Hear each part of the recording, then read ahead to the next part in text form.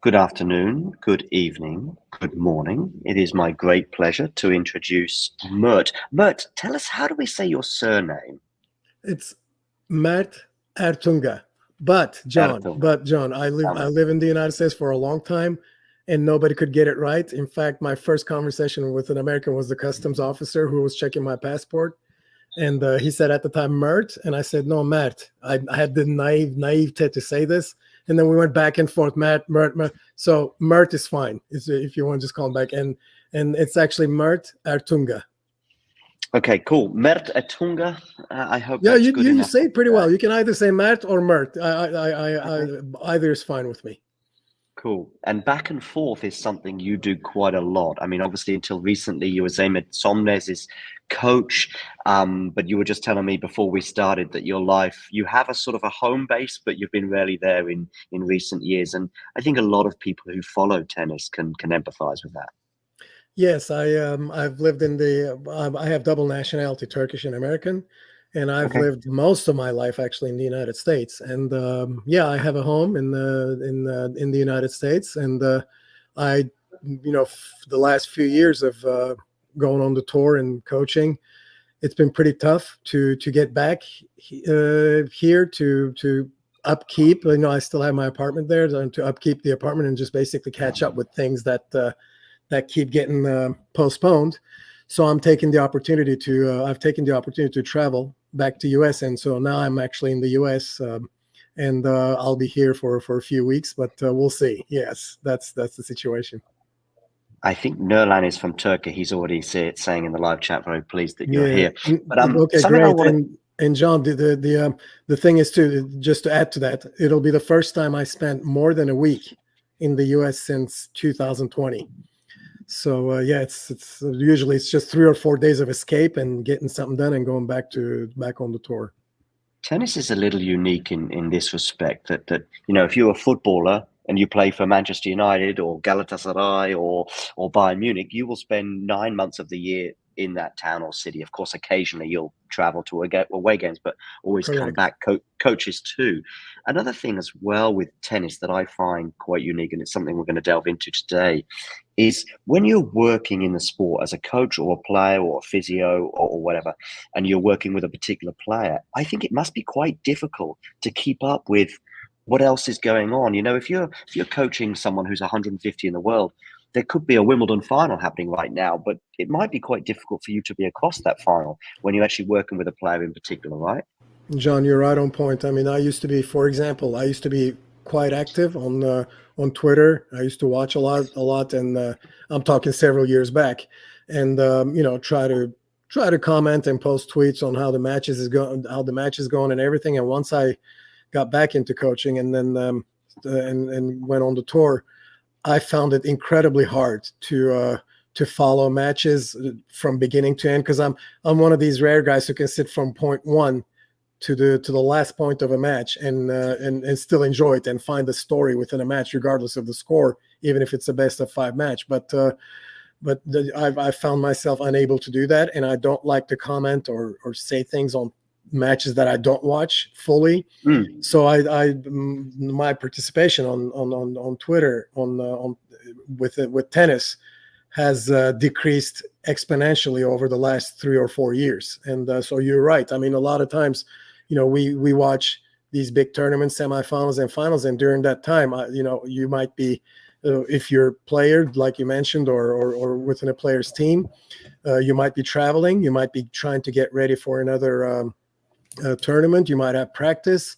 You might even have you might be at the tournament, but you probably have to have a warm-up practice session for a match, or you have a day off and you're trying to use that to practice. You end up spending the whole day on the courts, and you don't do it. And one thing that you did mention about how it's different with other sports, and tennis is unique in that way. Another thing that I feel tennis players, it helps tennis players deal with life better later is that when you're in a team sport like football or I don't know, handball, volleyball, and you're a player, well, when time comes to travel, there's a team captain or a group captain who says to you, okay, give me your passports, or and I'll see you at say 16:30 on Thursday afternoon. We'll come and pick the team up by van. You don't worry about what flight you're taking on. You don't worry about what Right. hotel you're going to stay in. Nothing. Mm-hmm. Whereas tennis players have to worry about that all the time. Especially anyone outside top 50 or even top 100. They have to maybe have a heartbreaking loss in which they came off the court, 2 hours and 45 minutes later, and they have to immediately sit down and find out if they can leave that evening, save from the accommodation costs of that evening, and find flights, find transportation to the airport, and let everyone know that you're arriving that day, so people back home are ready. And these are things that you have to do on the spot while you're living through the nightmare of having lost a very close match. This is the type of things that hundreds of tennis players have to deal with that we don't hear about with the top. And so I know it helps you mature. I know a top 250 player who didn't play a tournament in the last 12 months because they forgot their passport, which is just insane for most other sports. I know. And this player just didn't. They just didn't play it. They just pulled out because they forgot their passport and they couldn't go. Yeah, it's a shame. Or you have to get visas too for many country citizens. You have to get visas to every place that you travel, which takes another effort out of you. And I'll tell you a very quick story. Back in the COVID days, one of the players that I was traveling with, just like I said, had a heartbreaking loss. And it was about 4:40 in the afternoon when she had the heartbreaking loss. We were in a smaller town in Portugal, and she had to quickly find a clinic to get a PCR test done so that she could get the result and board on a plane before, and she's having to do that without having taken a shower after the match or nothing. Just, immediately we started looking for a clinic so that we could go get this done. And this is after she lost 7-6 in the third match that she's having to do all this, So imagine in your job, you have a horrendous day in your job, and as soon as you walk out, you have to sit there and deal with this kind of stuff. You probably feel like just going home and doing nothing for the next few hours. Of course. Nick, I'm going to switch to you in 1 second, and you can just hone in on Wimbledon. But I've got one more for Mert, is that right now, is your plan to kind of watch a bit more tennis and maybe sort of, do a bit more back on the Twitter thing and maybe do some media stuff, or do you want to get back coaching ASAP? It's going to depend on if anything comes my way that I find challenging and interesting. I can't say, to be honest, I can't say that my life depends on the income that I'm going to make from coaching. So no, I have options. My personal philosophy has always been, if I'm going to coach, it needs to be challenging. It needs to be something. It needs to be something that I'm going to take pleasure out of doing. Therefore, it needs to be someone someone with whom these opportunities present themselves. And if something like that comes along the way, I mean, I've been approached already, but and I might. We'll see. In other words, I can't really say. I enjoy coaching. So yes, if the right opportunity presents itself, that could be today, tomorrow, or next week, or 2 months from now, I will definitely get. I will continue coaching. But if not, then I'm perfectly happy. Just I do have another life in the United States that I can always continue. Great. Questions in the live chat, fantastic. We'll try and come to them probably at the end because we want to now hone in on Wimbledon, and it's over to you, Nick. All right, thanks, John. Thanks for bearing with me, everyone, as well. I should learn from tech issues up to this point. So let's talk about Wimbledon. And I always start by, I think, highlighting the person who won Wimbledon. And that was Barbora Krejcikova, who, no one was expecting to do it. There was a possibility that she would have a strong performance, but it seemed like even she was surprised that she ended up being a title contender. But what I noticed was the level she produced in this tournament, particularly on the serve and the forehand, was just outstanding, really. And I first watched her. I didn't actually watch any of her first 2 round matches, but I caught her round 3 match, and her opponent was injured, but I was seeing promise from Krejcikova that early. But I wasn't expecting her to be good enough to beat an informed Ostapenko and Rybakina and then be the player who basically had the match on her racket in the final. But how did you see Krejcikova's performance these 2 weeks? Well, like you, Nick, coming into the tournament, I would have never picked her to win. That's for sure. But at the same time, I am aware of how great a player she is from looking over the last several years, watching her perform. And I think a lot of people, including the media, fell into the same trap we did, and she was hardly covered in the first week. And I will go even further and say that she was unfortunately hardly covered even in the second week. And if you look at the coverage, most of the time it was always centered around Rybakina. It was always centered around her opponents. And even after the matches, we talked about we as in tennis world, we talked more about what Rybakina did wrong than what Krejcikova did right in that semifinal win. And she beat Collins, Ostapenko, and she was still not getting enough attention. And then she beats Rybakina, and then comes the finals, and again, everyone's talking about Paolini and what she's been doing. I totally understand that Paolini is the story of the year, perhaps, and she's charming and a great personality. But I feel like everyone missed the boat, and her game was not given enough credit. She's one of the very few players on the WTA side, and she was certainly the only one during Wimbledon who had plan A, plan B, plan C, all the way down to plan Z set in her mind and in her game plan, and she executed them to perfection. Not all the time, but most of the time. And for example, there was this setup with Paolini and Pink, the singer before the finals. I think Wimbledon set that up because it came out on their social media handle first. And but Krejcikova got hardly any attention, and a lot of the pre-match comments centered on whether her serve would be good or is her forehand going to work, etc. Which those two worked very well.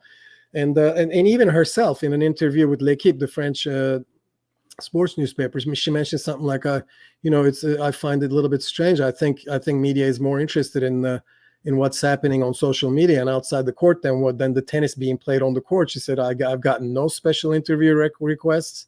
I'm not getting any recognition, and she said that herself, and then she goes out and beats Paolini and wins the tournament. But to answer your original question, no, in the beginning, I didn't expect that either. No, I don't. And it's interesting. There's a couple of points in your answer I want to pick up on, because I do find it fascinating the coverage wasn't making fuss of Krejcikova. Because when we were doing the show, kind of covering the women's tournament and looking at the final, and we did a live watch along for the final, it was interesting. I was noticing that anyone who was wanted to vocalize their opinion was backing Krejcikova.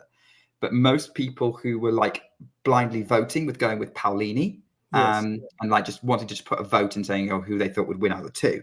But it's interesting you're saying that, and like questions about whether Krejcikova's serve and forehand worked when they were clearly working throughout the tournament. That's what got her to the final. Exactly. Her path to the final was tougher than Paolini's. Yeah. And the other thing I wanted to kind of pick up on is that you talked about sort of that plan A, plan B. Can you think of any examples of sort of how she executed that, sort of what that looked like from that you saw during the tournament? Yes. Let's take the final as the closest example, and I think it'll be more vivid than everyone's mind. But I thought that Krejcikova started the match very well, and it's not that Paolini started badly, but Krejcikova started from the beginning, changing rhythm very often. On her forehand, going for high top spins sometimes, and then flatten it out the next. And then even from the middle, for example, Nick, from the middle, she was producing incredible angle shots on the forehand, which is extremely hard to do. You can produce angle shots from, to hitting the sidelines from when you're pulled out to the forehand yourself, on the cross court side, if you're a righty. Or if you're a lefty, you can pull the same thing, cross court, sharp cross court to your opponent's to the righty's backhand. But Krejcikova is in the middle of the court, and yet she's hitting the sideline, and she hit a few winners like that, and kept Paolini completely off balance most of the time, and also on her backhand, she was, again, most of the time flattening it out, but also she was adding the slice. Her serve was everywhere, hitting everywhere in the box with different speeds, different spins and effects. And I think that in the first set, Paolini was basically lost. She was completely out of sorts. She didn't know what was coming next. Paolini would rather go into a kind of a steady pace baseline rally where she can step inside the court and take charge. And Krejcikova did not allow that at all. And she made Paolini vary her contact points. Paolini needed to hit some balls above her head. Sometimes she had to run forward. She used short slices like Barty or Federer, those short slices. And Krejcikova just completely outclassed Paolini in the first set. And I thought, again, going back to the her not enough getting not enough attention. I think her game is beautiful to watch. She's got great technique, solid fundamentals on every stroke. She does have every stroke in the book that you can think of. So her toolbox is quite full, and she does that when she puts everything together like she did here. It's a joy to watch. I mean, I took tremendous pleasure out of watching that first set, the way she performed, and I don't think it was Paolini who was having a bad day at that moment, but rather Krejcikova dominating. And then moving into the second set, I don't know if did you have something else, or can I continue with the second set? No, keep going. Yeah, and then in the second set, for one reason or another, we can't get into Krejcikova's head, but for some reason or another, there was a big dip on her level in the first 3 games. So Paolini then started getting more confident and more charged, and she began playing more on top of the baseline and taking charge and hitting some forehand winners. And she finally got to a point where she could direct traffic during the set, and Krejcikova just didn't quite recover. She kept on making a lot of unforced errors. I don't really have an explanation why there was such a big dip, and it didn't start. Normally you take a dip if you start the second set, you play a close first game, and the other player plays better and happens to rip that game from you, and then she gets confident and you start doubting yourself, and then no, this was just from the beginning of the second set. All of a sudden, it's like a lesser version showed up, and she didn't have a good set. So if you think about it, really, we didn't really have 2 sets. The first 2 sets, we didn't really have a moment where both players were playing at their best. Krejcikova didn't allow that in the first set, and then in the second set, her level dipped, and Paolini's level, as a consequence, rose up. And then we went into the third set. I was hoping we'd get both players now playing at their best level when we have a banner third set. It happened on their serves only, up to 3-3. Each player played great, spectacular on their own serves, but didn't do so well on the returns. And there were I wish there was a way to separate unforced errors on return games versus serving games, and I would think that there would be a difference there. And then we get to 3-all. We get to 4-3, I believe, and 3-all. And Paolini hits that unfortunate double fault on the one break point, and that's how the match went wide open. Okay, yeah, the last game was close because Krejcikova had to deal with nerves there, but even in that last game, Krejcikova misses that backhand on the first match point far wide. And you can tell she's got jitters. And then on the very next point, she serves a second serve that Paolini returns with her backhand below the tape into the net. So both players were struggling with nerves there. And so we ended up having a thrilling final in terms of excitement and in terms of being a contested match. But I don't think we quite reached the level that, in terms of tennis quality, with both playing well at the same time. It was one-sided most of the time. Yeah, I would agree with that. My observation of that final, when kind of talking through it, was this match was very much being dictated by Krejcikova's level. For sure, I agree with you. Yeah, it was fairly clear by that, and what she was doing, she was able to out rally Paolini. She was able to hit winners easier than Paolini was. I did like your comment about the sort of angle that kind of conjures up the kind of images that you would expect sort of Swiatek or Rybakina or even Sabalenka, the kind of shots they can pull off from the middle of the court. And that's what Krejcikova was doing.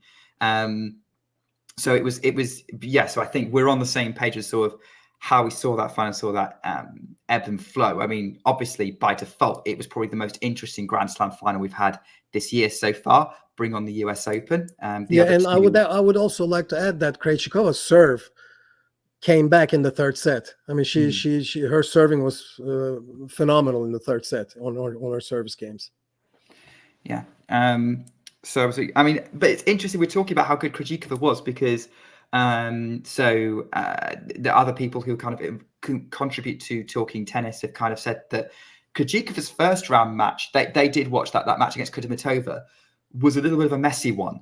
There was it was very tight and nervy. There were a lot of errors from both. I didn't watch it, so I can't necessarily comment. So I'm kind of reporting back what I've heard. I don't know if you watched that match. Well, I'm enough to say that you watched Krejcikova at a moment where she doesn't have much confidence. She came into this tournament with no clay court wins. I believe she pulled out of 4 or 5 tournaments, and she was actually having a dismal year, until Wimbledon. So I could totally see that she wouldn't have a good match to enter. A lot of times you'll hear a lot of players saying the first round is the toughest match. And I think that was a good example of that. Yeah, and we saw that absolutely. That's why, how someone plays in the first match is going to often be different to the last match. But is Krejcikova the ultimate example of someone playing themselves into form? Yes, I think this tournament is a very good example of that. I think you hit the jackpot with that comment, definitely. Yeah, it's interesting because it's one of those things where it gets talked about, but I think this is whenever someone talks about it in the future, this is what I'm going to think of. Yes, you're right, Nick. And again, I totally understand her not getting attention the first week because of that, but I was surprised about the lack of attention the second week. So kind of looking bigger picture here, because we've done a fantastic breakdown of sort of how Krejcikova won the title and sort of got this for Wimbledon.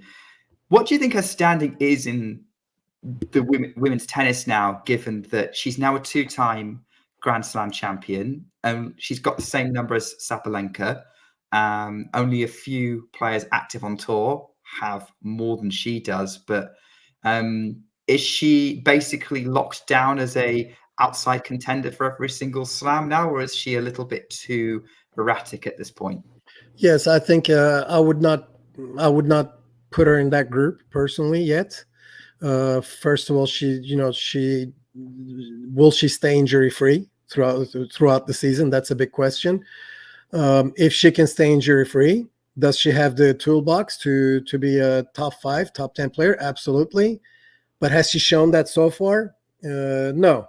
And that's because it could be injury problems, or it could be it's a mental thing too. It's tough to stay in the top 5, but I think in terms of her accomplishments, she was already a Hall of Famer before even Wimbledon, because of her slam wins in doubles and that one the singles victory at the French Open. But now that she's won Wimbledon, I think you can, put her name down as someone to watch in just about every slam into which she comes healthy.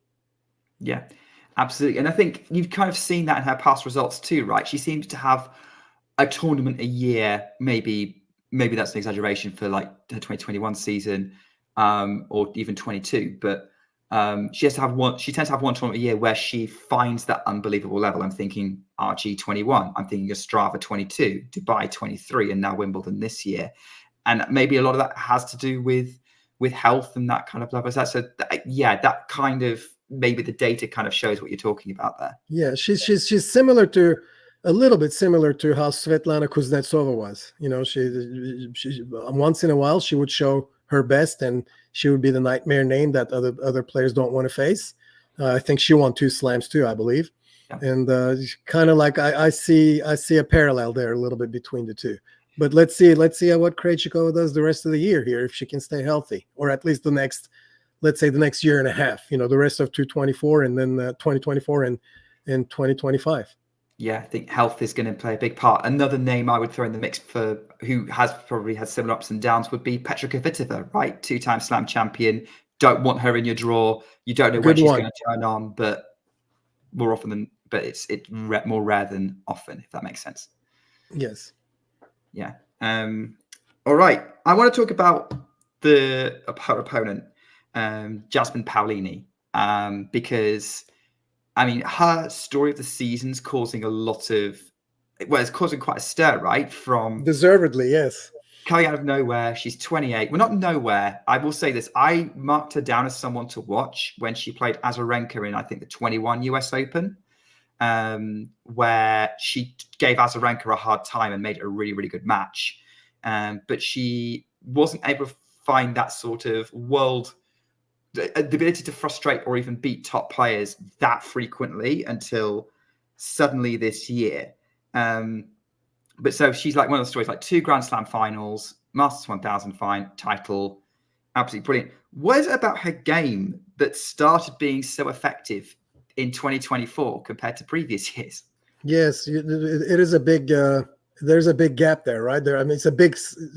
She basically skyrocketed this year, and like you say, I mean, coming out of nowhere may not be exactly how people like you and I, Nick, who follow day in and day out, may describe it as, but to the mass public who are casual tennis fans, that's exactly what it is. She came out of nowhere this year, and but in terms of her game, well, first of all, she has one quality that several other WTA players, if not many, have, but not majority, I would say, which is no matter what the score is or no matter how dire things may seem at a certain point in the match, she always believes that she can scratch her way back into the match.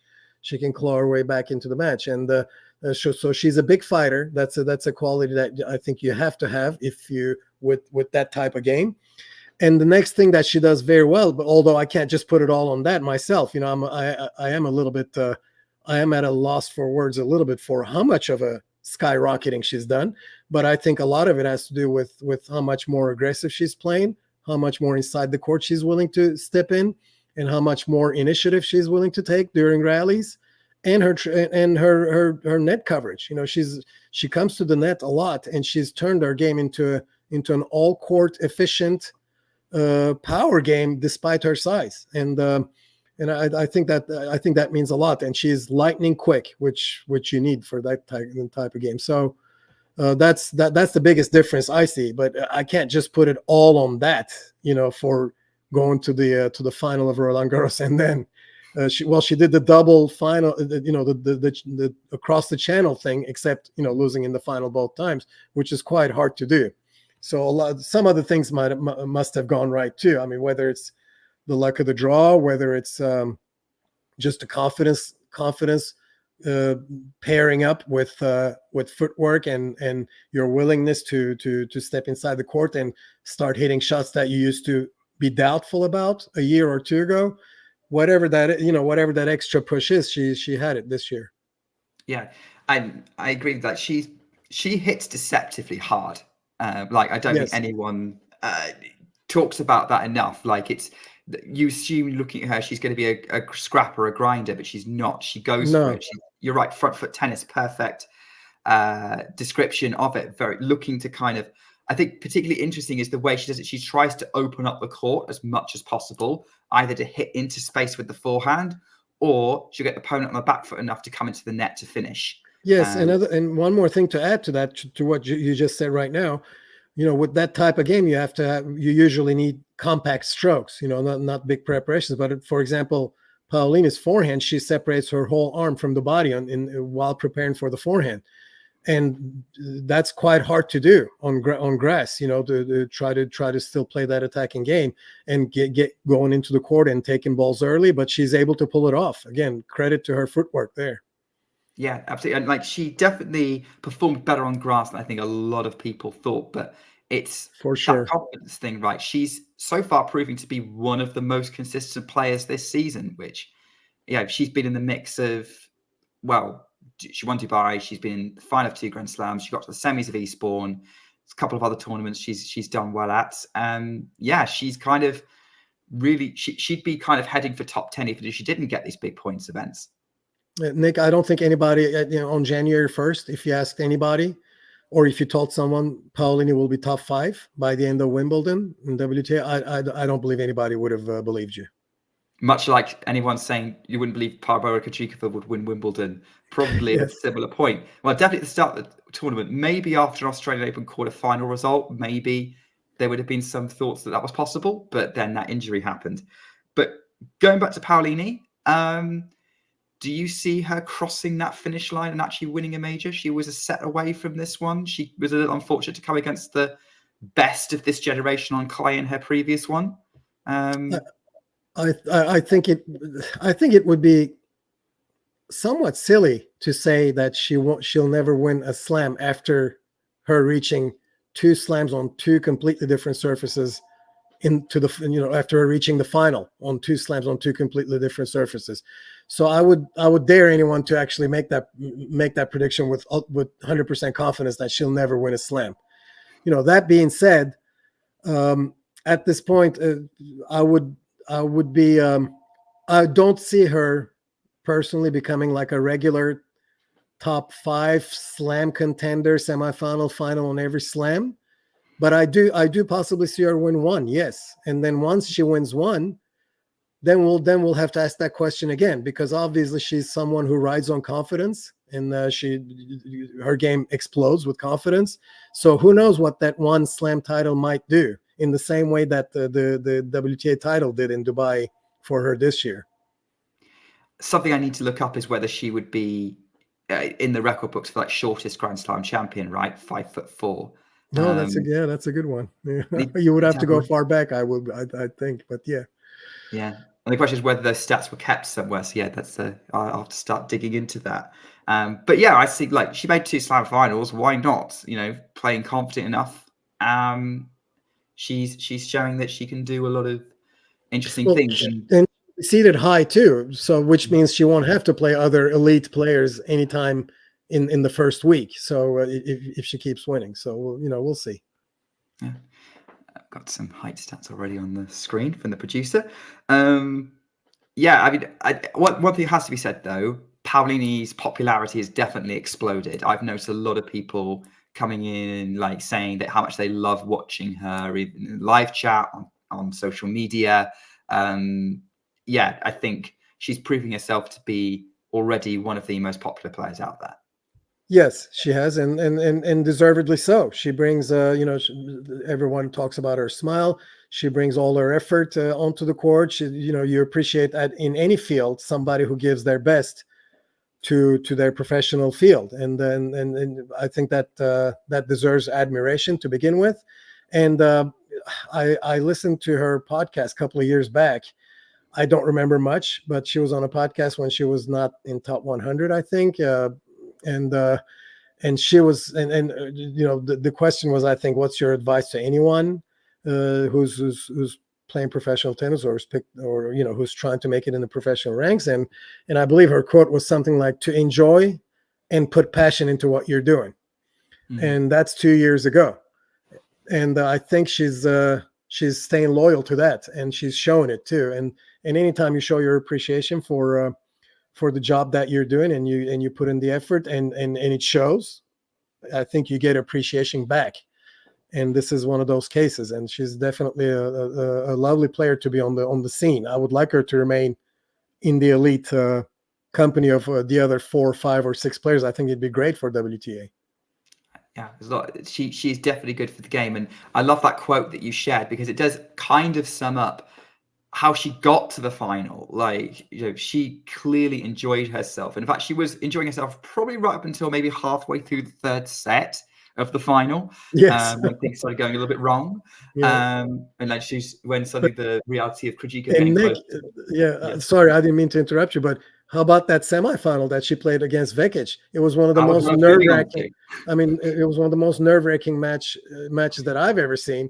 And yet here she is. You can tell that she's enjoying every second of it. I mean, that was a brutal match. It was a brutal match, and actually I was going to move on to that, because I felt it was kind of a nice segue into that moment.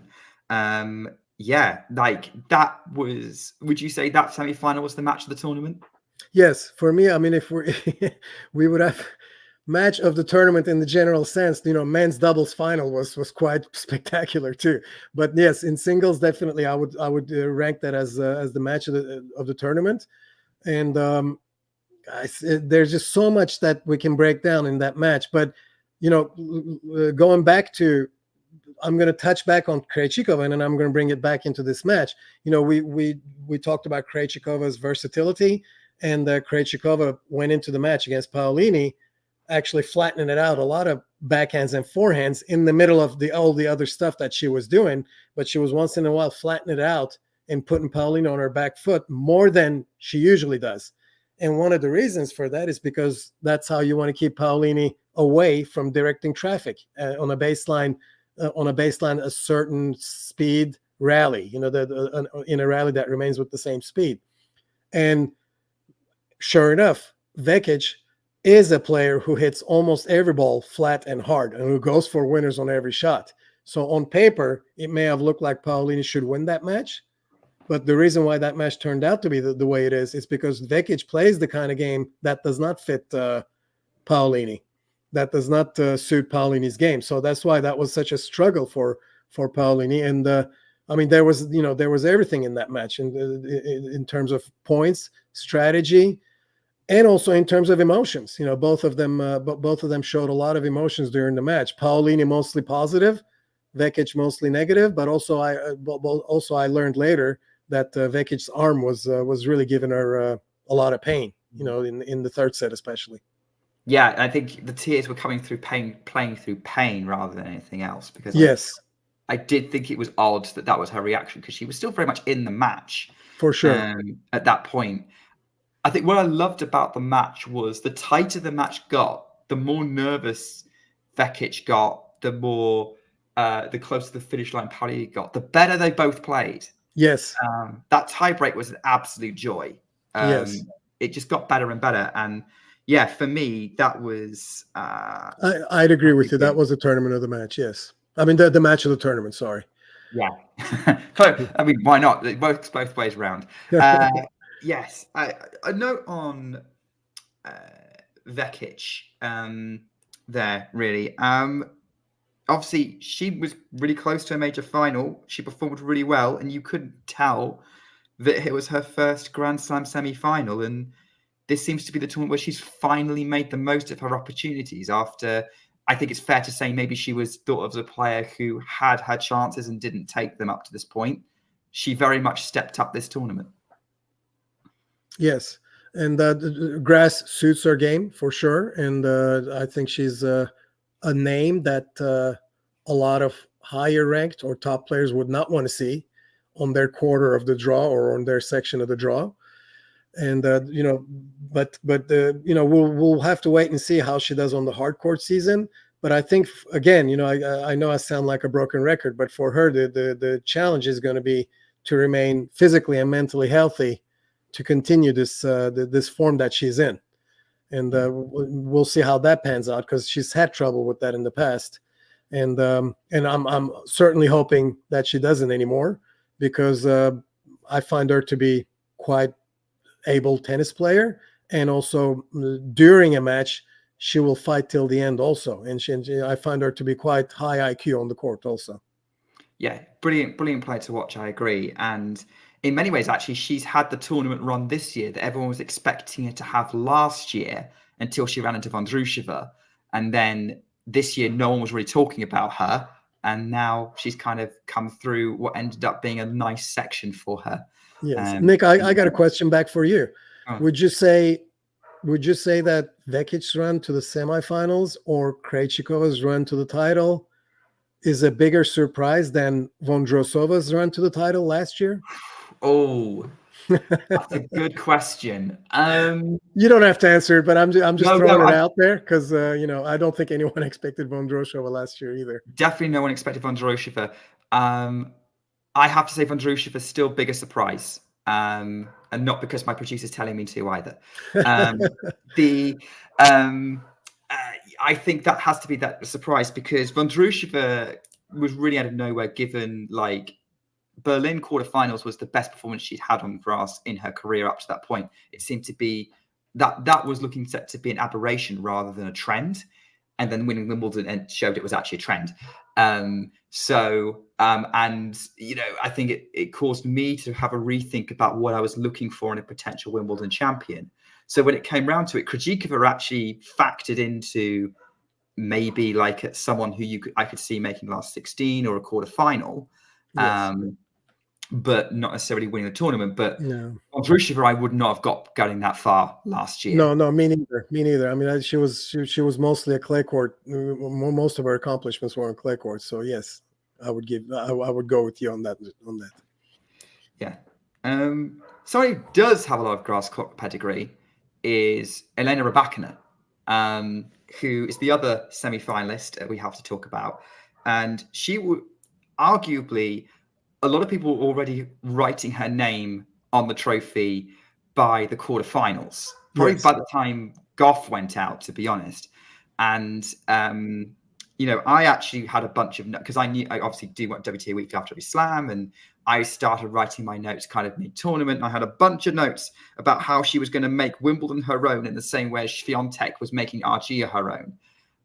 There were a lot of crazy parallels happening at the same time. And then I had to delete all of them after the semi-final. Yeah. I've been there, Nick. I've done media some in the 2010s a little bit too. I've been there, so I know I feel your pain. Yeah. I mean, how much of a missed opportunity was this title for Elena Rybakina, do you think? I think when we beam ourselves back a week ago, and just like you said in the quarterfinals, it looked like a huge opportunity. It almost looked like she was a pencil in for the title. But by that time, I will say this, and of course, I have no way to prove it because I didn't record myself or anything. But back then, after seeing Krejcikova reach the quarterfinals, I did say to myself, I didn't say, of course, that Krejcikova would beat her, but I said if there's one person who's going to stop this run, is Krejcikova at her best, because she's the only one who can out of the ones that were left. I felt that she was the only one who had the tools to derail Rybakina's game, and I think in those terms, Krejcikova's win over Rybakina is quite a big upset, because there are upsets and then there are shocking upsets where the match begins like you expected it to begin. In other words, Rybakina wins the first set, so you're thinking, okay, any chance of that upset happening that I thought may possibly happen is out the window. Okay, here we go, we're back to reality. But then Krejcikova turns that match around and wins it in 3 sets. So for that day, that was a big upset, but I am not completely shocked that she was the one to take Rybakina out. I don't think anyone else would have, and I still think what you originally said about her owning Wimbledon versus Swiatek French Open, and I still think that Rybakina is still the name to beat at Wimbledon. Assuming that no injuries or anything unfortunate happens to her, she comes into next year's Wimbledon in good form and ranked where she is now. I still think that she will be the favorite to win it. I would agree with that assessment. I thought the tennis she was playing in some of the matches was insanely good. I mean, she dismissed Wozniacki. Svitolina didn't trouble her really that much in the quarterfinal. She did have a retirement, right? Somewhere along the way. I think she had a retirement. Kalinskaya. And that match did start tricky for her with Kalinskaya, actually. Yeah, I think the injury did play a part in sort of helping Rybakina a bit there. But yeah, Rybakina I think her game is built for grass. That huge serve is going to give her loads of free points on it when it's going in. The forehand, the flat forehand, the way it finds its spots is incredible. It's not a surprise that she won Wimbledon a couple of years back at all. But I had similar thoughts to you ahead of that semi-final, albeit I was a little bit more confident that Rybakina was going to win it. Me too. Rybakina was definitely the favorite there. Don't get me wrong. Yeah. But there was that 2-0 head-to-head, which is now 3-0 to Krejcikova. It was like, okay, that's interesting. Clearly, those two have close matches. And Krejcikova seems to anticipate Rybakina's serve very well. Rybakina's serve still very effective, but Krejcikova seems to already take the first step towards where Rybakina is going to hit the serve before even she makes contact with it. I would have to go back and pick examples from the points, but I've noticed that Rybakina did not gain traction on her serve as much against her as she does against other players. Yeah, we're seeing it in the chat. I've seen it in a lot on social media as well, talking about how Rybakina didn't play well in that semi-final. That's not the match that I saw. Yeah. I mean, like, did she make the most of all of her opportunities maybe to take a stronger hold on the match? No, I'm going to say she didn't. There were some opportunities that she missed. Do I think her overall quality of play was bad? No. I would say that you said it yourself, and I would agree with you. The story of that semi-final was that Krejcikova turned it around, and I thought a significant moment was her holding serve for the first time near the end of the first set, and then again digging into hold serve at the beginning of the second, and growing in confidence, and then starting to execute. Because the reality is, Rybakina could make a bunch of errors against half the field, 3/4 of the field, most of the field, 90% of the field. She still wins that match in a scrappy way. Krejcikova was playing so well that she was outplaying Rybakina, that she was out hitting Rybakina and getting through Rybakina with her serve when it was firing with the forehand. For me, like you, the story of the match is that Krejcikova turned it around, and so that's why I am reluctant to call it a missed opportunity for Elena Rybakina. I don't know if you want to comment on any of those points. No, I would agree with you, and you know, a lot of times we're a fan of a player, and we tend to look at everything centered around that player. It's you know, in the same way in football, you know, the other team will score a great goal, and if you're a fan of the team that goes down 1-0, you find some fault in your defense why they scored. You know, it's never we don't take into account much the other person, but in this match, it's never one-sided. I think in tennis it's hardly ever one player playing so bad that you can put it all on that for the score, or one player playing so well that you can attribute the score all to that player. It's always a combination of two. Sure, sometimes it's 80-20 or 70-30. Most of the time it's between 60-40 and 50-50, you know, the 55-45. But in this case, I would definitely put more than 50% on what Krejcikova did to turn that match around than what Rybakina did wrong to end up losing the match. I watch a lot of WTA tennis. I can't remember the last match I watched. I think it was probably been a while back where I felt the match was mainly decided by the player who lost, not the player who won. Yes, yeah, I would. I mean, I didn't count my experience, but I would. You're probably right. Yeah, it's something that's. I just want to say, yeah, I wanted to put that out there as, you know, more often than not. No, it's a valid point. The player who wins has to play well enough to win against the opponent they've got. Yes. And that's yeah. Otherwise, or you have to expect that your opponent is going to try to find, you know, do some problem solving and find out what's going wrong and try to answer back to you, and you have to be ready for if that answer does work, what are you going to do in return? You know, so. And we kind of saw that in kind of, you know, kind of in reverse in the semi-final. Like the semi-final was Krejcikova had an answer and Rybakina didn't have a good enough answer to stop her in the third. Krejcikova, Paolini started having an answer to her in the final, and then Krejcikova managed to deal with that in the third. So exactly. Again, that's kind of two sides of the same coin there. Another player who maybe, we talk about the missed opportunity question. This is for very different reasons. But can we ask the same question about Aryna Sabalenka, who did not play this tournament due to a shoulder problem? She ended up being a very open section of the draw. There is no reason to suggest she couldn't have got to at least to the final. Who knows what with the kind of level Krejcikova was playing?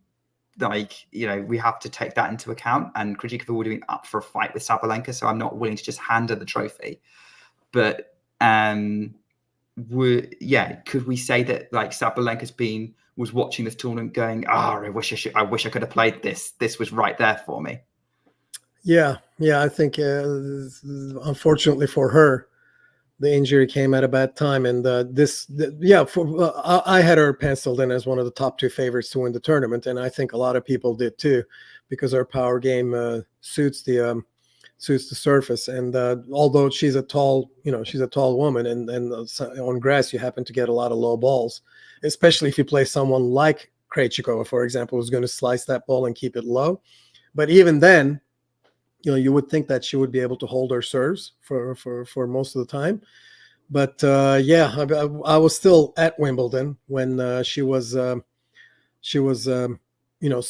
getting ready to, at least trying to get ready for her play, and she quit a practice early after about 16 or 17 minutes, and she was in major pain. Then I kind of knew that it wasn't going to happen. But definitely, missed opportunity. The term, I'm not sure if it exactly fits here, because missed opportunity makes it feel like you had the opportunity and you blew it. And this is not the case here. This is just a really unfortunate timing for an injury to take place right at the start of maybe the biggest tournament in the world. I think it's a better way of looking at it. I can see that. Yes. So it could have been an opportunity, but we'll never know. It's probably You're right. Exactly. That's way of looking at it. Yeah. That's a better way. Yes. But injuries and fitness did play a big role at Wimbledon this year. We saw like another player that sort of we've been talking about having, injury maybe cost them, was Keys, who was up against Paolini and maybe definitely could have ended up in the final. That's tragic, really, what happened in that match. Yes, she could have ended up in the final. Madison Keys is someone that I'm a big fan of. Keys. I find her game beautiful. Her serve, I think, is one of the most beautiful serves and one of the most technique-wise sound serves on the tour. And then, every slam over the years, I find myself thinking, if she can put it all together, she can have a slam title. She did go to the final one time at the U.S. Open, but this was a missed opportunity for her. And again, a really unfortunate injury taking over her during a match in which she looked like she was going to cross the finish line, and she was very close to it. And when we talk about Paolini, Paolini's wondrous journey to the final in both tournaments, Roland Garros and Wimbledon, but that really should have stopped right there with the Keys match. That should not have happened, and it happened. And like I was talking when we were talking about Paolini, what may come in the future. And you need, and I think I mentioned something like, you need more than just the game. You also need sometimes luck of the draw and etc. And here's an example of where I think Paolini was helped by timing of an injury of an opponent on her way to the final, because I seriously think that the Keys would have closed that match out. Yeah, she was 5-2 up, right? Yes. Yeah, she's going to do that, and then who knows? I mean, like, I wouldn't. Again, it depends on how she does against Krejcikova in the final. If she got that far, again with the big hitting game, I would imagine. Let's see what Donna Vekic would have done to her. Like, what two big power hitters against her in the semifinals would have done. I think it's not a given. I think out of those names you just mentioned, I think Keys would have been the biggest challenge for Krejcikova, because Keys can hit a power serve, can nail winners from anywhere on the court. I can't really say the same for Paolini. I can say the same for Vekic, who can nail also winners from anywhere in the court. But I think Madison Keys' overall skill level is a little bit higher than Vekic's, and footwork wise. That's true, but don't forget, Krejcikova did beat Ostapenko and Rybakina, who have that same skill of being able to hit winners from anywhere on the court. Yes, for sure. Yes, you got me on that one. I'm not trying to argue anything, which is no. I know. The counter anything. Ostapenko's footwork is not where Madison Keys is, though. But you do have a valid point for sure. Yeah. Rybakina will probably put in that category though.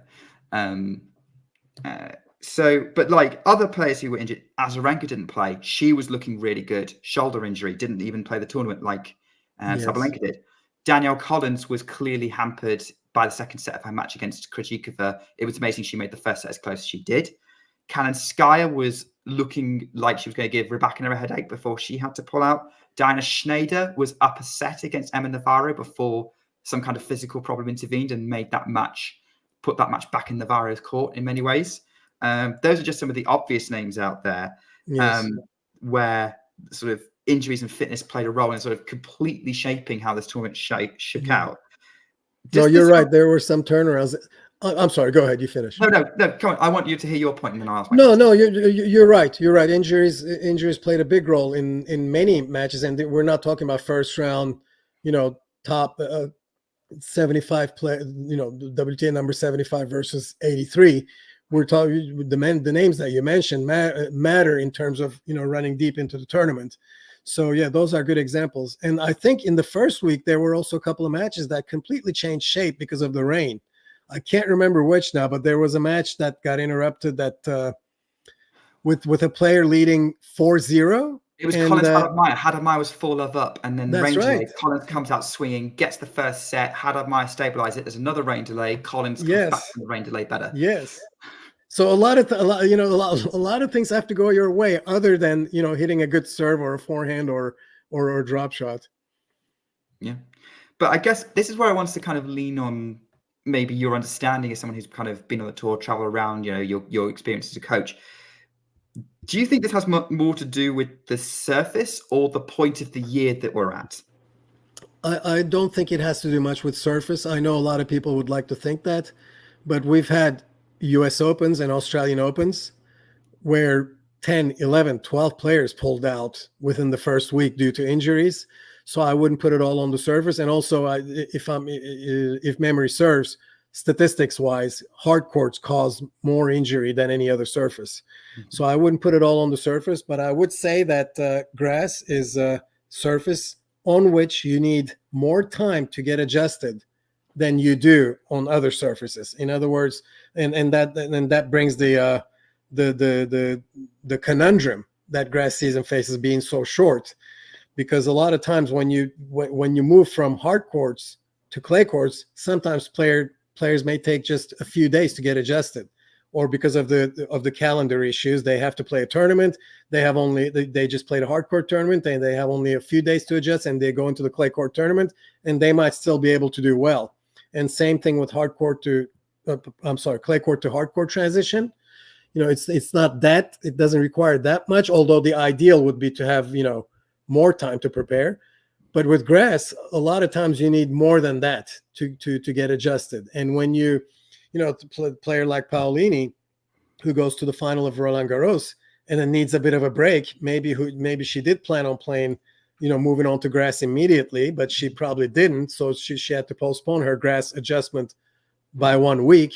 And a lot of players have to do that. And I think grass takes, you can't just play another surface and then maybe lose first or second round or third round on a Wednesday or a Thursday, and then go start practicing Saturday, Sunday, and then play a match Monday on grass. You can, but you're just not going to be adjusted yet.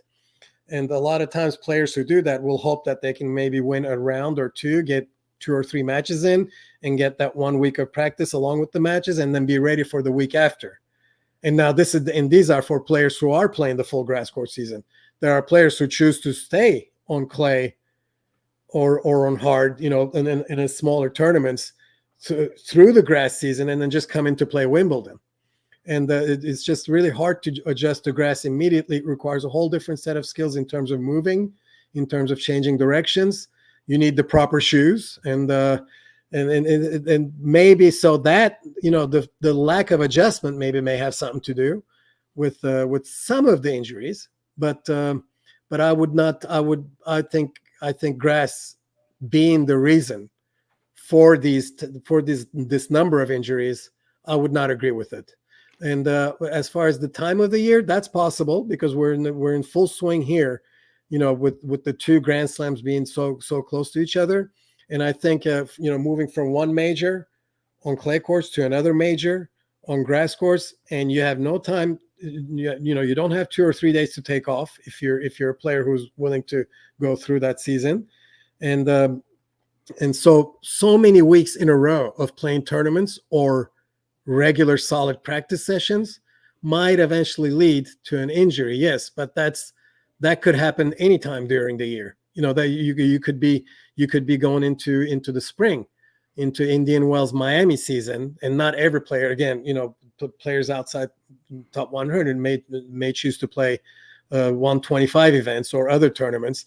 So you go into that season for 2.5 months, and that could happen at the end of that season too. So yeah, if out of those two, I would say probably time of the season might have a little bit more to do with it, but I can't really say for sure. Maybe it's just one of those things. This is just like somehow this is just one of those things that happened, and it's just unfortunate timing on multiple levels that everyone's now looking for a pattern for in, right? Yes, and Nick, you're right. You're right. And another thing to mention here is because it fits the topic. We've had Australian Opens where we've had 10, 11, 12 players pull out with injury, and that comes right after preseason. So it's not a time where players have had to play tournaments, weeks and weeks in a row leading into the Australian Open. A lot of players actually take an off season for a few days or a week of maybe vacation, and then they go into preseason training, and they're supposed to come to Australia to tour in Australia fresh and ready to go. And yet here we have we have injuries there too. So I can't I just cannot really blame onto one factor why we may have so many injuries in one tournament. I think what you're saying is correct. Sometimes it just happens that way. I think it may be more of a coincidence than a pattern. Yeah. Well, let's see. I guess what my thoughts are. Let's see if it happens again next year. Hopefully not. But yes. Hopefully not. There's definitely a problem. Hopefully not. I wanted to ask you kind of a question that might seem unrelated, but I am tuning up for something here. But sort of, we're talking about at this point of the year and kind of the challenges involved in that, and like for any player, therefore, how much does mental energy play a part in a player's performance, like as much as the physical? And I'm talking about specifically like not necessarily like the mentality. Because we know tennis is a very mental game, but in terms of how much sort of energy and mental tiredness could play a part at this point in the season as well. Yes, it's. I think players need to be more in tune with what they do outside of practice and match play times during trips, because when you're on a trip, you're in a tournament mode. Whether you like it or not, you're in a match mode. You go out to eat at a certain type of restaurant that offers a certain type of food, because you can't just go out and eat anything you want like you would on a vacation week. You would need to, you have to arrange your day with practice and going to bed, and maybe the next day you have an early practice time, so therefore you wake up. In other words, during the hustle and bustle of a tournament and practice, you already center everything around your tennis performance. So therefore, during those days, in those times where you do have time off, whether it's after practice and you've stretched and everything, and you've taken a shower and you go to the hotel, those 2 or 3 hours that you may have there, use those wisely and maybe pull yourself away, or simply do something you like, even if it does involve tennis. You play video games involving tennis if you have to. But basically, pull yourself away from the tournament mode, perhaps. But that's just a very micro element of the whole thing. I mean, turning into the macro, I think the mental sharpness becomes more and more important as you move further and further up the rankings. You can look at the play, at the technique, at the shots, at the strokes of a player and say, okay, this player has top 50 potential, top 20 potential, top 10 potential, you can be top 100 potential, etc. But and that's what a lot of casual fans will do. They'll just see a match or two and they'll think that. But there's a lot that goes on behind it, and all that stuff behind becomes more and more important as you move up the rankings. Are you ready to commit to that kind of lifestyle? Are you ready to handle all the attention that you're now getting? Perhaps if you move into top 50, top 30, the attention that you're getting from the media and from people that want to be around you, and all of a sudden hundreds of messages come to you on social media, to your phone, etc. Are you ready to handle that? Do you have the right people surrounding you? Do you have it's just a lot of are you financially in a position where you can go all out with how much you want to invest in yourself? Get a physio, get a mental coach, get this, get that. And so all that comes into play more and more as you move up the rankings, and your forehand, your backhand, your serve, which are hopefully set by then, if you're moving up the rankings, play a lesser role, a much lesser role. And this is the kind of conversation that gets had about a lot of players when they shoot up to the top, like Emma Raducanu, Coco Gauff, when Rybakina finally broke through, and Sabalenka. And also applies to the world number one, Iga Swiatek, who was kind of the inspiration for the question, to be honest, because after her loss to Yulia Putintseva in round 3, she said that she felt that she was tired and she didn't take a proper break. And that was an interesting comment to me, because obviously she didn't play a grass court tune-up. She did take a break after winning the French Open. She knew after going deep in that tournament, it was going to be a challenge. And, she did go and do something she enjoyed. She went to a concert and whatnot. But she was saying that maybe she didn't take enough of a proper break away from the sport. And so I wanted to get that sort of insight from you into what might be feeding into those comments. Yeah, I would like to say about Swiatek that I think she's an incredible professional. And when you watch Swiatek practice, the Swiatek that you see in practice is what you see in the match. So she's fully engaged in a practice session, just like she is in a match. And then that requires, of course, a lot of mental effort and concentration, which she probably has integrated into her personality by now. In other words, her tennis identity already has that, and she doesn't have to actually put extra effort into doing that. That being said, her life revolves around tennis, and she does need, I'm sure she needs a break or two. But I will say this, I think, I'm not sure that what happened to her in this Wimbledon, and yes, it was her first grass court tournament, so that, again, we're going back to the adjustment period, perhaps on grass. But what happened to her in this tournament is a bit of an anomaly for me. She played Putintseva, who can turn into a nightmare for any top player because she's pesky player, goes after everything. She doesn't give up. She's fast, and she has what you can call she can play junkyard tennis. Let's put it that way. She can change the pace a lot, and she can find something that bothers you and stick with it. And she's not really someone that any of the players want to have across the net. And I think that day where she lost that match to Putintseva was not necessarily because Swiatek cannot master grass, or because Swiatek is never going to win Wimbledon, etc. I find all that a little bit far off, out there, to be honest with you. She won junior Wimbledon. This is not someone who cannot play on grass. But yes, she you would have expected her to go to the semifinals or finals or maybe win a title by now. But I think it'll eventually come. But I think that loss right there was more of an anomaly than something that'll happen regularly. Yeah, I mean, I would tend towards that direction as well. I mean, I was watching that match with Putintseva, and I am very much on record as someone who really enjoys watching Iga Swiatek play. I think she's in terms of players to watch, probably my favorite player to watch how she plays tennis. And it was interesting during that second set. I was going wow at Putintseva more than I was being frustrated that Iga's game wasn't working or wasn't being effective, to be honest. Third set was a little bit different, but even then, I think what was interesting is, yes, Putintseva was finding all the tricky balls, but she was also going for her shots more than I traditionally expect from Putintseva, who was also on a confidence high, by the way. For sure. Yeah, that needs to be mentioned. She came into Wimbledon with sky high confidence.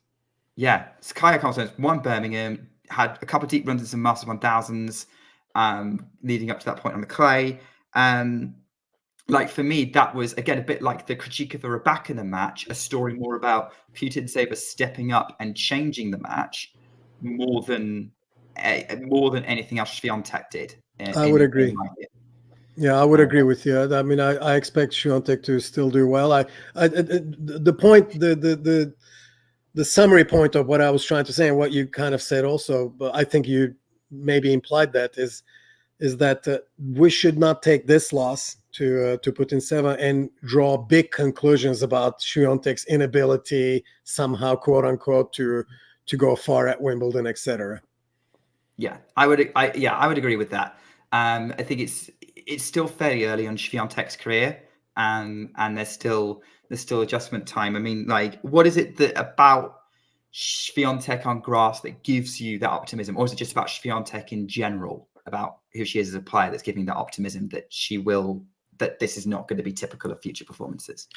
Well, first of all, I think her game, maybe the forehand is a bit of a problem on grass because she's got that Western grip and she does use her wrist a lot, so the ball stays low and sometimes comes fast. But I don't think that's a major problem. I think the rest of her game suits the surface fairly well. And again, I know juniors is not the regular tour, but if you can win junior Wimbledon, then it's hard for me to argue that person cannot play on grass. Even when you're winning junior Wimbledon, you're playing plenty of top skill level juniors who are later to become great professionals. And so, yes, I think she can. I watched her also. Maybe I'm biased because I watched a couple of her matches live back when she won Wimbledon juniors there on the spot. And I was super impressed with what she was doing. So I'm going to say that someone with compact strokes on the backhand, especially, not so much on the forehand, only because of her grip, not because of her backswing. I think she can, and she's smart enough and she is driven enough to adjust and do those little tweaks necessary to do well in Wimbledon. And I'm surprised that she hasn't reached a semifinal or a final yet. So I'm expecting her to do that fully in the years to come. She's still the number one player in the world without a question. She was pretty close in 2023, right? She was a set away, and Svitolina just played an amazing match that year. And yeah, I think depending on the opponents she gets, like how they play and what level she can bring to the table. Yes. Why not? The only thing that would stop her if she somehow develops a concrete mental block herself. I think in this case, the biggest hindrance to her reaching the top at Wimbledon would be just herself, not the opponents. What do you make? We had a comment in the live chat that I want to highlight, that was highlighted on the screen earlier, from our friend Schwarner, who is a member of the channel, and they think that Goff has a bigger problem on grass than Swiatek. Do you want to answer that? I would agree. I would agree with that. Yes. I think between the two, if I'm a top player, WTA player, and I'm looking to see who I'm going to face, say, and after I win the quarterfinals, say in the semifinals, I'd rather face Goff than Swiatek. I really don't want to face either, but I'd rather face. If I had to pick between those two, I'd rather face Goff than Swiatek, and simply because I think Goff has more adjustments to make on grass than Swiatek has, and just even talking on the forehand side, Goff's forehand preparation and also her grip is probably requires a little bit more time to fit grass court than the Swiatek's. Okay, I mean, it's interesting to me because, like, obviously Goff debuted at Wimbledon at 15 and reached the fourth round on debut. She reached the fourth round on her second attempt. I remember that Polona Herzog match. Yes, I do. What a match. Third Wimbledon, she reached the third round. This year, fourth round again. She, in theory, like, her base game is good enough that she beats most people on grass, whatever surface, actually. Clearly, given like where her game is now compared to when she was 15 and we first saw her in action on the senior tour. But what did you make of everyone kind of writing Goff's name as the favourite sort of after Swiatek went out? Because I was surprised that she wasn't joint with Rybakina at least. Yeah, I did not join that group at all. And I'm a big Goff fan, by the way. So, just because I just said what I said a few minutes ago. I'm a huge Coco Gauff fan, and I think she will one day do very well at Wimbledon too. She will go far into it. The same thing that I said for Swiatek, I would make an argument for Coco Gauff also. But to say at this point in time that she was the favorite after Swiatek's elimination to get the title when Rybakina is still there, I'm not there. Yeah. Okay, I want to get your coaching expertise on this. What is your perspective on players using these extreme Western grips? Like in terms of, it's not something that conventionally a lot of people encourage, but we've got two players who are currently making it work and getting themselves into the top 4 in the rankings. Is it something that you would say that, can be used really effectively with the right player, with the right style, or is it something that you just wouldn't encourage at all? No, I would quite frankly, in terms of grips, I think when a player reaches a certain level, competitive level, being ranked in the WTA or ATP, they've done something right with whatever grip they have, and they've reached that point. And I think making a grip adjustment just because you're an idealist of a certain grip yourself is a very risky thing to do, and I personally would not do it. And just like the picture you have right there with Swiatek, she's got that grip and she's making it work perfectly fine. She's the uncontested number 1 for a while now. And we've had players like that in the past, going all the way back to the 90s. I mean, do you remember this guy, Jim Courier? Or if you ever watch matches of him, he had baseball grips playing, and he was number 1 in the world for 3 years. And but no, I wouldn't, because every grip has its pluses and minuses. If you have a Western grip, you're able to put more topspin on the ball. You're able to make the ball bounce higher. You're able to do better on high balls if you have a Western grip and the ball bounces high. It's easier to bring it down with a Western grip. On the other hand, if you have an Eastern grip or even a continental grip, I don't know if anyone has truly a continental grip at this point, but if you have that kind of a grip, then you do well on low balls. You do better on slices. You're probably more prone to mastering the net skills earlier than someone who may use extreme Western grips. So it's a trade-off. It's going to depend on what kind of a player you are. But most of the time, whatever grip that players pick, their games develop accordingly too. You're not going to have many continental gripped hitters stay back and rally forever. Stefan Edberg is the last one that comes to mind. He had a continental forehand grip and he was a serve and volleyer. But so a lot of times your grip is going to consciously or unconsciously bring you to the type of game that best suits that grip. Yeah, I would agree. I would agree with that. Like at the end of the day, the grip is dependent on like what kind of player they want to be, and if you can make it work and you get results from it, there's no need to change it just because there's experts out there who think that tennis should be played a certain way, right? Yeah, I don't think Nick, to be honest with you, I don't think any of the coaches, I would say, I guess top experts, coaches would sit there and say, change someone's grip who's already an accomplished player. I'd be shocked if so. Yeah, I would agree. I'm not a coach, so I'm not an expert. You're the expert here, Matt. No. But just one last word on Coco Gauff. How do you think she's going to deal with the pressure of this upcoming US hardcourt season? Because this is where a lot of her ranking points are. If she loses a lot of them, she's not going to drop out the top 10, I don't think. But it's certainly the bedrock of what's got her to number 2 in the world. Yes. So how much pressure on? Yeah, she will have some.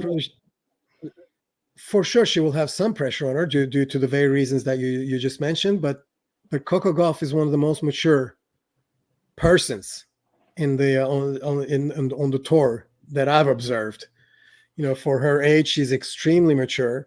She knows how to handle herself, and you can see that in the interviews. And also, she's got at the U.S. Open, at least in the United States, she has a superstar status. When she's at the U.S. Open, everybody converges around her. Everyone wants autographs. She's close to the stature of the elite players that we've seen before. and I think she handles that very well. She so judging from how mature she is in handling all that kind of stuff, I think she'll be fine in terms of handling also the pressure that comes along with it. And I'm sure that'll be mentioned to her too, not necessarily by her team, maybe, but from people surrounding on the outside, on the outskirts of her surroundings, or even by the media. She will be asked that, and I can't guarantee you, but I'm pretty sure she'll have the right things to say right back. And that's what we've seen for the last three or 4 years is any indication at all. Now, I think a lot of it is going to depend on how ready she is physically, because her game's success depends a lot on footwork.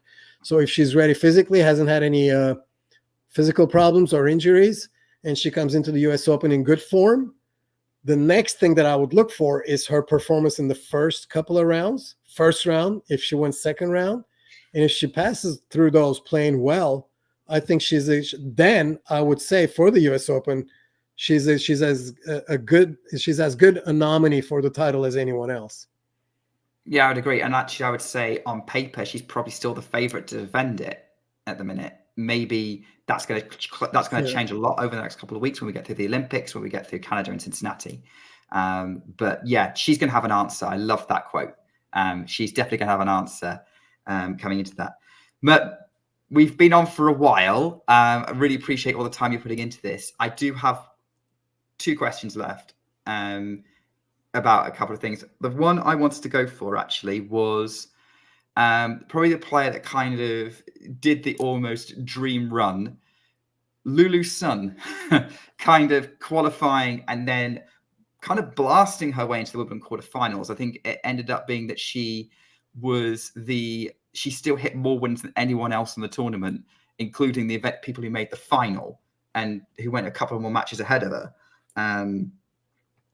You probably would have kind of, I don't know if you'd seen her game before. We know her well. Zeynep played her twice this year, so yes. Okay. Okay. So did you kind of go, oh, she's potentially dangerous this tournament, or were you expecting someone else? Yes, Lulu is dangerous, definitely, but I will be honest, I did not think she would reach the quarterfinals. She was. But she's a very dangerous player. I do think she's got a bright future, and she's got a very good coach, Vladimir Platenik, who's coached top players before, and I think Lulu's development is going in the right direction. They're a good team, and my player played her twice, 1 win, 1 loss. But it was painful each time. The loss was painful and the win was painful, both in 3 sets. And that was before she just went on her recent form right here. When we played her on hard court outdoor and hard court indoor, and her ball comes at 100 kilos to you. I mean, that ball is heavy. It comes to you at a speed that and with heaviness that you cannot quite imagine. Her first serve is a bazooka. Her forehand, especially if she catches it at a certain height, is something to fear. And we've even had some practices where a couple of times we joke around saying, okay, 2 balls and the point is finished. You just see the ball going left and right. And I really hope for her to have another shot at this type of big tournament where she does well. And I really hope she continues to do well. I mean, she's a nice girl, and I'm a fan. Yeah, she has such a big go. You're talking the ball's so heavy. It's also so flat, like unbelievably flat. Yeah, Nick, it looks flat because it's so fast, but there is a little bit. She does put a little bit of spin on it. It's okay. Also a little bit. I mean, it's flat if she catches it really high, but on both, I would call it more of a drive shot. Because flat makes it seem as if the ball is not spinning at all. There's certainly not a heavy topspin rotation to it, but there is some rotation which helps her keep the ball in too. She's. I would not say that she hits flat like Vekic, for example. So it helps her with. To the degree of Vekic. So it helps Lulu a little bit with margins too. She can hit the ball that hard and still keep it in and hit the spots, and she's a dangerous player. Yeah, I mean, she with the striking ability, absolutely. The question is, whether it's going to be sustainable. I always say when these Well, really big hitting players, I think it would be unfair. I think it would be unfair to expect her to, for the next 5 or 6 months, to have a showing like she did at Wimbledon. But if she can sustain a level where she now plays WTA tournaments and wins a round or two and establishes herself as, say, I don't know, a top 60 player, maybe at first, for at least for a short period of time, and then see if she can make another jump at it, I would not be surprised. Yeah, well, we've seen that from a lot of other players in history, haven't we? That's how people kind of clap. So yeah, Lulu Sun's a name that we're going to keep an eye on. I'm going to throw this out there because it's a popular name. I know we've got some British viewers on this. Positives for Raducanu from this tournament? Yeah, Nick, I will be honest. The first week of Wimbledon, that was on our way back, and we stayed for lucky loser possibility. And this is one of those situations where we were just talking earlier, where I didn't have much time to watch. Emma Raducanu is one of the players that I did not get to watch, so I don't feel comfortable commenting. That's fine. We don't need to comment on that. Yeah. All right. My last question before we wrap up. We've talked about a lot of stories on this podcast. What is your standout story from this Wimbledon women's tournament? I will go with Krejcikova.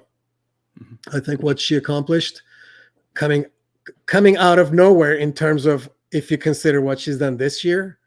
I don't know if we've, you would know this better probably because you keep up with all this stuff better than I do. But, I would have to see in the past years if a player came into a major with this little result. I mean, other than the quarterfinals that you mentioned, there's hardly anything that she's done that can be considered, especially if you consider her level.